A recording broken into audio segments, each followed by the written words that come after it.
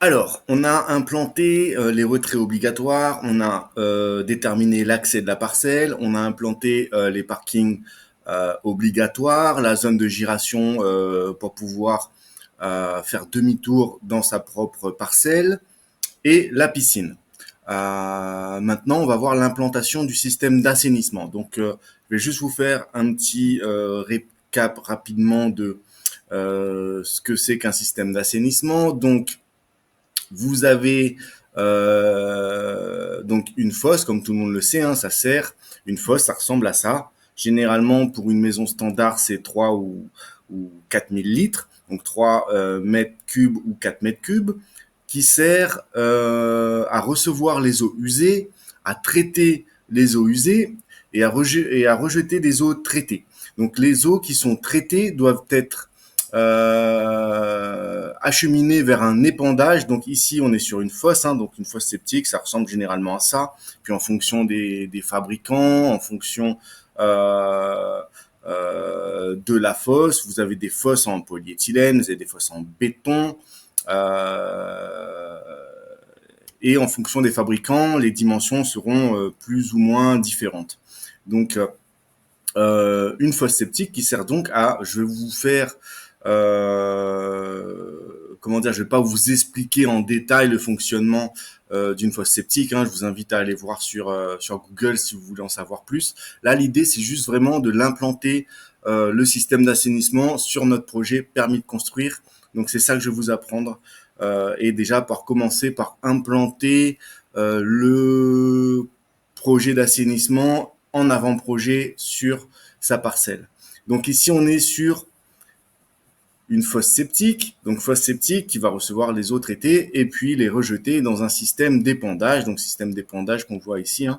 Système d'épandage qui est un lit d'épandage qui sert à infiltrer les eaux traitées dans le sol. Donc à répartir harmonieusement les eaux traitées pour que l'infiltration se fasse correctement en profondeur dans le sol. Donc aujourd'hui, tout ce qui est infiltration des eaux traitées, la plupart du temps, c'est obligatoire. Et ce, même pour les microstations. Pour les microstations, il y a également un système d'infiltration des eaux traitées.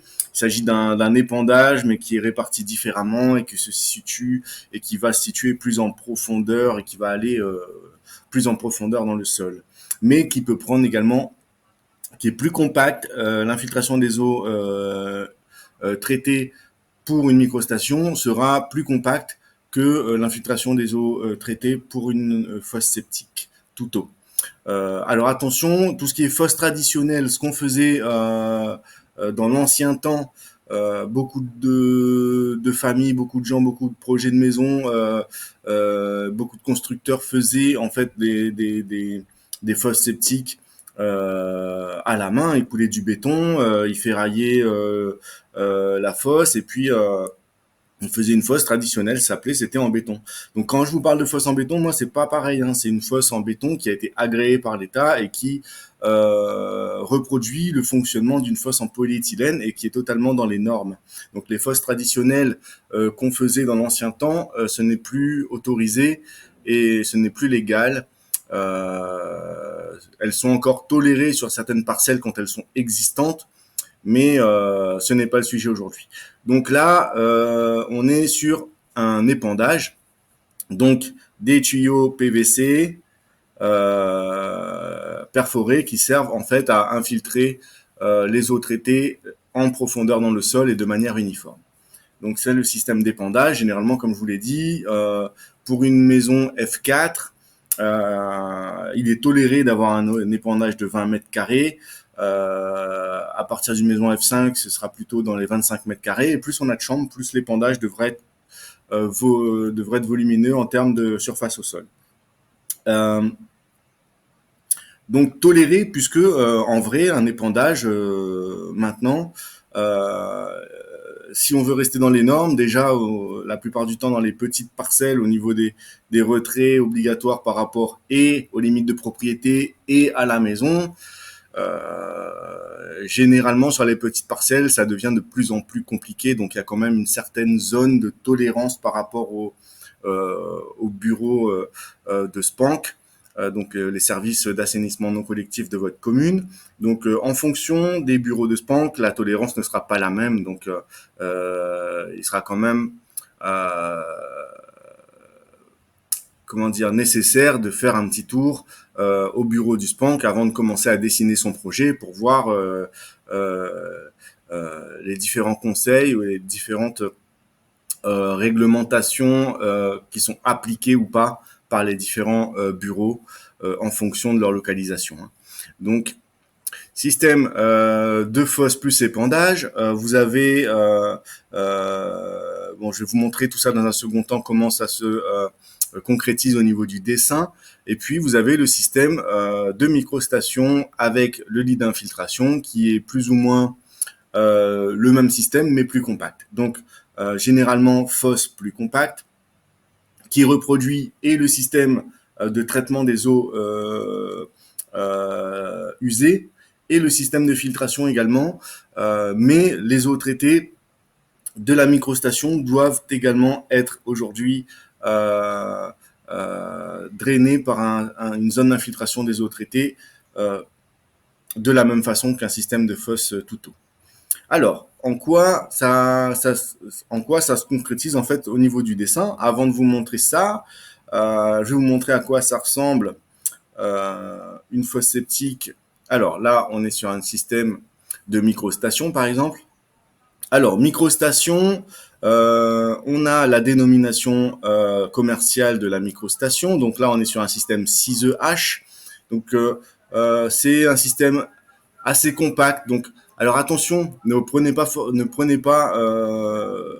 comment dire, ce système d'infiltration ou ce système de fosse septique ou de microstation que je vais vous présenter, puisque c'est des systèmes qui sont inhérents en fait aux fournisseurs que vous allez trouver autour de vous et dans la commune. Ce sera peut-être pas forcément les mêmes microstations ni les mêmes fosses septiques en fonction des fournisseurs, des fabricants.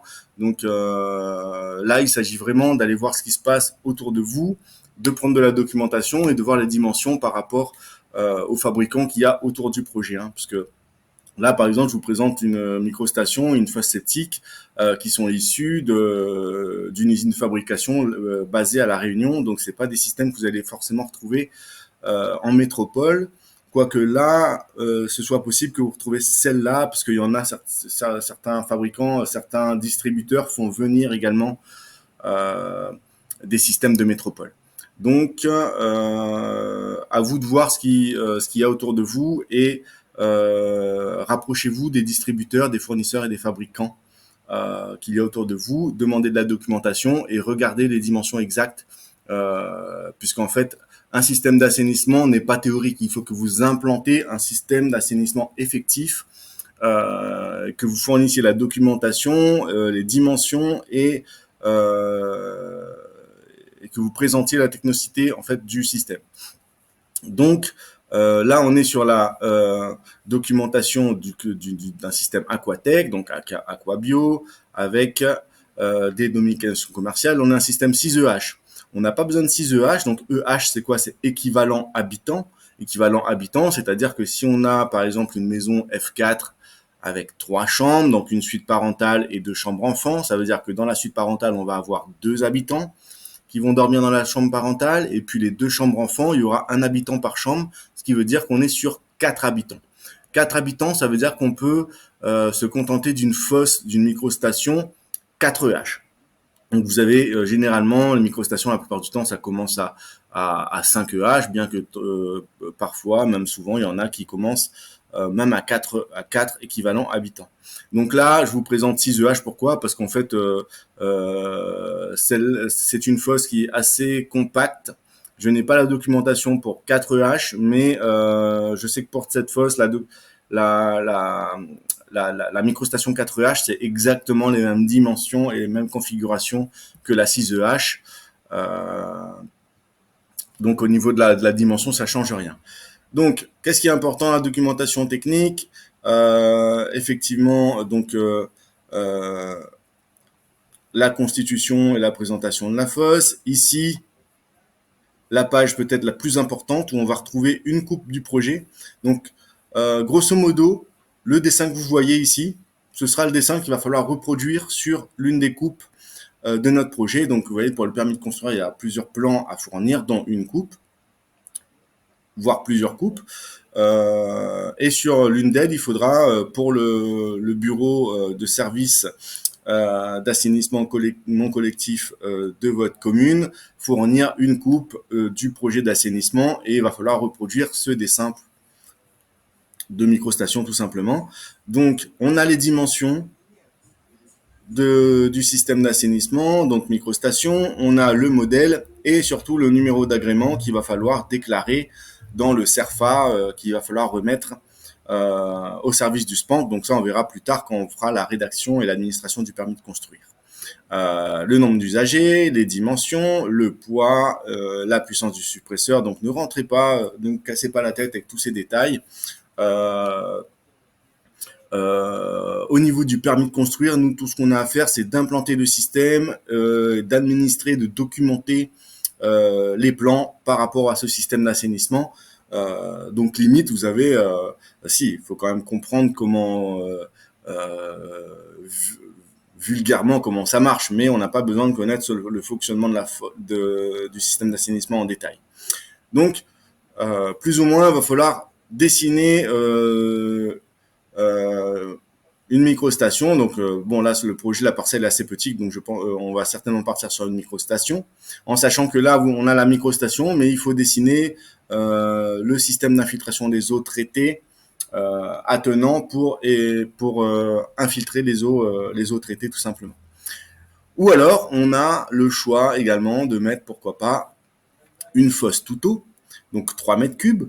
Le problème avec les fosses tout eau, c'est que déjà, ça prend plus de place la plupart du temps, juste le système d'assainissement. Là, on voit que par exemple, pour une Septibloc 3000 litres, donc une fosse 3 mètres cubes, pour le nombre de chambres de la maison, c'est ce type de fosse qu'on va utiliser. Et les dimensions sont déjà de 1,98 m par 1,60 m de largeur. Bon, la hauteur, on s'en fiche un peu parce que ce qui est en profondeur ne nous gênera pas pour l'implantation en fait du projet d'assainissement. Donc 1,98 par 1,60 par rapport à la microstation qui, elle, faisait déjà, vous voyez, 1,35 m de circonférence totale. Donc c'est déjà facilement 2 fois plus petit, juste le système d'assainissement. En sachant que la zone d'infiltration des eaux traitées est également beaucoup plus petite que l'épandage qui est nécessaire pour un système de fosse tout eau. Donc, et là, on a pareil les dessins qui vont nous permettre de reproduire en fait le système d'assainissement dans un second temps quand on fera l'administration de notre permis de construire. Et là, ce qui nous intéresse, c'est, en sachant que pareil pour l'autre, ici on a le numéro d'agrément qu'il faudra déclarer dans un second temps lors de l'administration du permis, et également à chaque fois qu'on a la documentation technique d'un système d'assainissement. Donc on a toujours un numéro d'agrément et un numéro de norme qu'il faut ensuite déclarer. Donc description de la structure de la fosse, et surtout nous, ce qui nous intéresse, ça va être les dimensions de la fosse qui vont nous permettre déjà d'implanter, de faire son implantation théorique. Donc nous, si on implante une fosse sur notre projet, ça veut dire qu'on implante un système qui fera 1,98 m par 1,60 m. Quand on regarde sur la masse du terrain et qu'on regarde en hauteur, ça fera 1,98 m sur 1,60 m. Donc sur notre projet, ça veut dire, je vais vous faire un exemple d'implantation pour les deux, vous allez bien voir la différence concrètement, à quoi ça correspond. Donc 1,98 m par 1,60 m. Donc si je vais utiliser la hachure comme je l'ai fait pour implanter tout le reste, pour implanter la piscine et pour implanter les parkings. Donc je vais utiliser une hachure pour le moment. Je vais lui donner une couleur pour représenter au mieux le système d'assainissement, donc du gris, très bien. Et ça veut dire que si je mets une fosse septique, elle doit faire 1,98 m par 1,60 m, donc 198. Donc pareil, donc là, hop, pour bien être clair, je clique sur mon interface de travail, j'étire ma hachure et à l'aide du clavier numérique, je rentre les deux dimensions qui m'intéressent, donc 198 J'utilise la flèche du bas pour aller dans la deuxième dimension sur 160. Donc au sol, ça veut dire que, vous voyez, ça fait 3 mètres carrés. Ce qui représente bien, bon, on n'a pas la profondeur, hein, mais ça représente une fosse de 3 mètres cubes. Donc ça, ce serait une fosse tout eau. Si je veux faire, pour vous faire la comparaison avec la microstation, donc la microstation, hop, on était sur, la microstation, on était sur 1,35 m de circonférence totale. Donc une microstation sur le projet, voilà la place que ça va prendre. Donc 1,35 m divisé par 2, on est sur 67,50. Pardon, je dis ça parce qu'il faut que je connaisse. 67,50. Ok. Qui me donne 1,35 m de circonférence. Donc voilà, en gros, je vais mettre entrée continue. Je vais mettre la couleur de mon trait en noir. Et vous voyez que la place que prend en fait une microstation par rapport à une fosse tout eau. On est déjà sur facilement, sur pas loin de 2 fois moins de place, hein, en termes de volume au sol. Et ce n'est pas tout, puisque si on met une fosse tout eau, alors, je vais juste espacer les deux. Si on met une fosse tout eau, ça veut dire qu'à côté, il faut que j'ai un épandage de 20 mètres carrés. Donc, comme 20 mètres carrés, ce serait à peu près 3,4 par 6 mètres. Oh, pardon. Donc, 3 mètres 40, pardon, par 6 mètres. On va faire le contraire plutôt. Donc, 6 mètres par 3,40. Et voilà. Donc là, on se retrouve avec un épandage de 20 mètres carrés. 20 mètres carrés si on a 3 chambres. Si on a 4 chambres, ça veut dire qu'il faut faire, si on a 4 chambres en tout, hein, fuite parentale comprise, ça veut dire qu'il faut faire 25 mètres carrés. Donc 25 mètres carrés, on serait plus sur 3,50 par environ 7.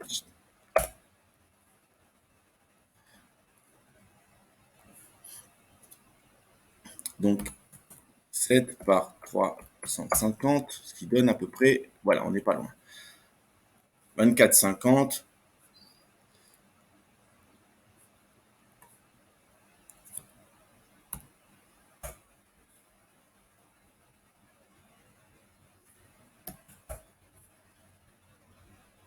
Voilà, 25 mètres carrés. Donc ça, ce serait la surface nécessaire pour 4 chambres, donc un F5. Et ça, c'est la surface d'épandage nécessaire pour 3 chambres. Donc vous voyez que là, on se retrouve avec un épandage qui est encore plus grand que notre piscine. Et sur une parcelle de 300 mètres carrés, une fois qu'on aura implanté la maison ici, il ne nous restera pas de place concrètement pour implanter un système tout eau comme celui-là, en sachant que si la fosse, l'implantation de la fosse peut être tolérée proche des limites de propriété, en ce qui concerne infiltration des eaux traitées, il faut absolument que son infiltration se fasse dans le retrait des 3 mètres par rapport aux limites de propriété. Donc ça veut dire que si j'installe une zone d'épandage, il faut qu'elle soit à l'intérieur de cette zone. Et pareil ici, hein, donc vous voyez la surface que ça prend, on voit tout de suite que ce ne sera pas possible. Donc concrètement, on va plutôt donc voilà, là on n'a que 3 chambres, donc on serait plutôt sur ce système-là. Conjoint, donc ce système-là, c'est le système conjoint pour une fosse tout eau et son épandage de 20 mètres carrés. On voit que ça prend déjà beaucoup trop de place. Donc si on se tourne vers la microstation qui est là, microstation, c'est la même chose, hein. Bon, en sachant que le système d'épandage, on peut le mettre là, en sachant qu'on a à peu près 30-40 cm de gravat autour de la fosse. Un second temps, on serait plutôt sur une implantation comme ça. ou en L, ou voilà, l'épandage, on peut le tourner différemment, la fosse également. Mais ça prend de toute façon, ce système-là prend de toute façon déjà trop de place, on le voit juste à l'œil, hein. Donc, si on part sur le système de microstation, système auquel il faut également ajouter un système d'infiltration, mais comme le système d'infiltration des microstations peut aller plus en profondeur et que en fait le système de calcul d'un système d'épandage n'est pas le même que le système d'infiltration pour une microstation. Le calcul, vous avez vu, il se fait au niveau de la surface au sol pour un épandage. Donc si un épandage doit faire 20 mètres carrés, donc là on a fait concrètement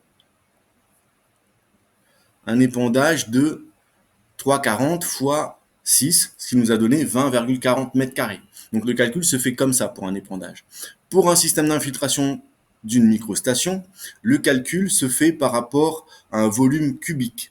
C'est-à-dire que si un cube, alors je vais vous montrer, donc géométrie cube, voilà. Si un cube fait 1, 2, 3, 4, 5, 6 faces, donc c'est la même chose, un système d'infiltration pour une microstation. Donc c'est un système de drain PVC percé qui vient infiltrer les eaux traitées en profondeur. Donc si le calcul d'un épandage se fait au sol, le calcul d'un système d'infiltration des eaux traitées pour une microstation se fait sur 5 faces d'un cube. Donc on additionne en fait, parce qu'il y a 6 faces sur un cube, on ne compte pas la face supérieure. On compte, mais par contre on compte les 5 autres faces. Donc les 5 autres faces sont additionnées pour avoir en fait nos 20 mètres carrés.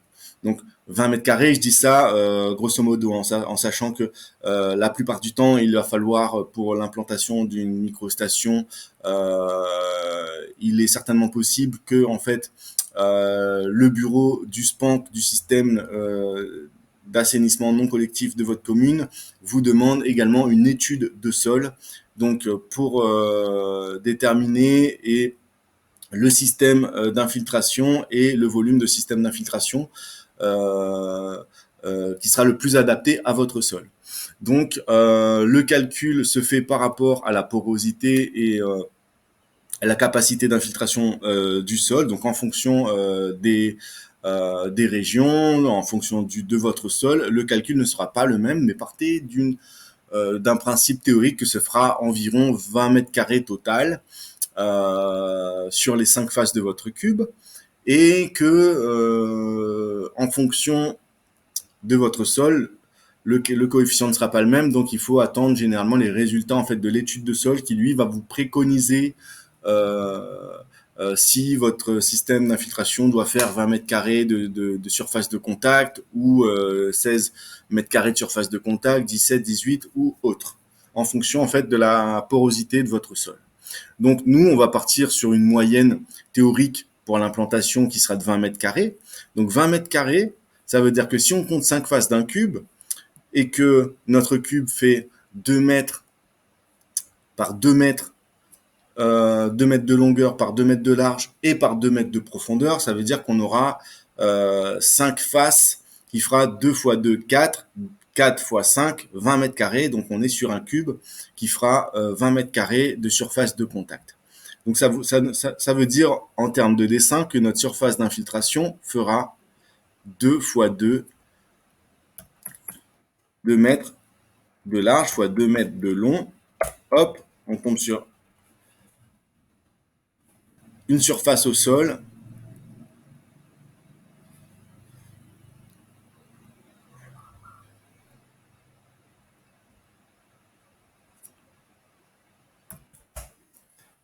de 4 mètres carrés. Donc vous voyez que on se retrouve avec deux systèmes différents. Donc la plupart du temps, pour le système tout l'étude de sol ne sera pas forcément, puisque c'est un système qui est ancien et qui est reconnu, l'étude de sol ne sera pas forcément demandée. Généralement, pour une microstation, pour ce système-là, une étude de sol sera demandée. Également, ce type d'assainissement, donc fosse tout eau plus épandage, vous coûtera généralement facilement 30% moins cher que, voire plus, qu'un système de microstation avec sa zone d'infiltration. Que voilà. Sans compter l'étude de sol, évidemment. Donc là, on n'a pas beaucoup le choix vu l'espace que nous laisse en fait notre parcelle. Je vais vous dire qu'on est un peu obligé de partir sur une microstation. Vous voyez que juste en termes d'épandage, tout notre système est déjà facilement 3 à 4 fois moins, allez, j'exagère, 3 fois moins imposant. Le système entier de microstation est 3 fois moins imposant que juste l'épandage du système de fosse tout eau. Donc, on reste sur le système de microstation et j'élimine la solution fosse tout eau plus épandage qui de toute façon est impossible puisque tout simplement trop volumineux pour notre projet. Donc je l'efface et je supprime. Donc supprimer. Alors maintenant que j'ai sélectionné mon système d'assainissement, je vais l'implanter. Donc infiltration des eaux traitées. Donc, tout ce qui est infiltration des eaux traitées doit absolument se trouver dans les retraits obligatoires et généralement à plus de 3 mètres des limites de propriété, puisque c'est là qu'en fait vont venir s'infiltrer les eaux dans le sol et que ce système n'est pas étanche. Donc,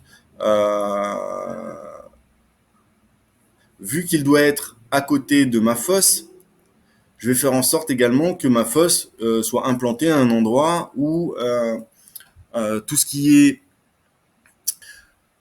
vidange de la fosse, je vais faire en sorte que, puisque une microstation également doit se faire vidanger régulièrement, je vais faire en sorte que la vidange de ma microstation soit facilement accessible pour le camion de vidange.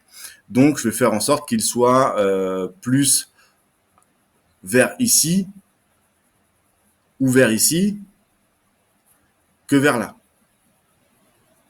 Bien que là, on ait une voie de circulation ici, on ait une voie de circulation là.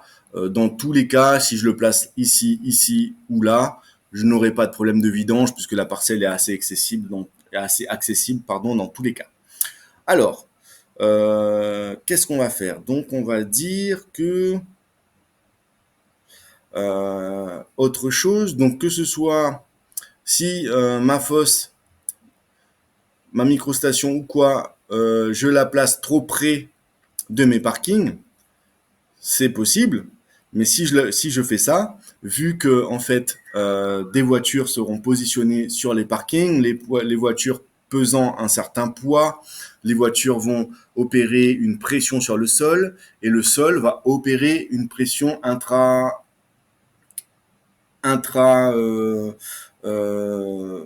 l'intérieur du sol qui va venir, si je mets la fosse près des parkings, faire pression et compresser la fosse. Donc, je peux implanter mon système d'assainissement, par exemple, à côté des parkings, mais à ce moment-là, le bureau du SPANC va nous demander de mettre un mur de soutènement enterré, donc un soutènement des charges enterrées qui va empêcher les voitures de venir faire pression et de compresser la fosse au niveau du sol. Donc, je pourrais éventuellement l'implanter par là, mais ça coûtera plus cher en termes structurellement plus cher, puisqu'il va falloir faire un mur soutènement enterré. Donc, ce qu'on va faire, c'est que déjà, on va implanter le système de filtration, parce qu'on sait que ce système de filtration, de toute façon, il faut qu'il soit à l'intérieur de mes retraits. Et ici également, si je le positionne là. Mais comme je veux pas positionner ma fosse à côté des parkings pour la raison que je viens de vous expliquer, je vais pas mettre mon système de filtration ici. Donc, je peux éventuellement mettre mon système de filtration là ou là. J'ai quand même une piscine. Donc, et je veux que mon système soit accessible. Donc, à tous les coups, ma filtration, je vais la positionner partout, quelque part par là. Voilà. Comme il faut que je garde quand même une certaine distance avec ma filtration, euh, avec ma piscine, je vais quand même garder une petite marge de sécurité, sachant que il s'agit là d'une zone d'infiltration, donc qui n'est pas très sensible. C'est sensible à compression, mais moins grave et toléré par le bureau du SPANC. Donc, je n'ai pas besoin de pousser ma piscine trop loin. Mais par sécurité, je vais mettre allez, 80 cm pour le moment, et puis on verra le reste ensuite. Donc ici, pourquoi? Comme je vous l'ai dit, je ne peux pas mettre mon infiltration des eaux traitées ici, parce que je ne serai pas à l'intérieur parce qu'il faut que j'opère un retrait obligatoire de 3 mètres par rapport à mes limites de propriété, puisque comme les eaux traitées vont s'infiltrer dans le sol, il faut que ce soit suffisamment éloigné des limites de propriété. Logiquement, je devrais faire la même chose avec ma fosse. La plupart du temps, c'est plus ou moins toléré de la mettre à côté ou proche des limites de propriété, sachant que une fosse ou une microstation, par définition, est étanche et que du coup, les bureaux de SPANC et de services d'assainissement non collectif des communes sont plutôt tolérants quant à l'implantation en fait du système de fosse ou de microstation. Donc, je vais la mettre près de ma zone d'infiltration et je vais laisser juste la place en fait pour mettre le tampon de gravat en sachant que on va quand même vérifier la dimension préconisée. Donc là, ce n'est pas spécifié, mais sachant que là, ça fait 60 cm. Donc normalement, ça doit faire 30 ou 40 cm en fait. Ce tampon constitué de gravats et de sable pour entourer la microstation et la protéger du contact direct avec le sol, hein. Donc on va dire 40 cm.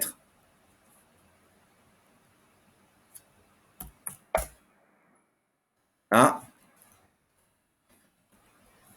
Donc voilà mon système d'assainissement. Donc les eaux traitées, mes eaux usées vont certainement sortir de la maison par ici, rejoindre mon système d'assainissement par là.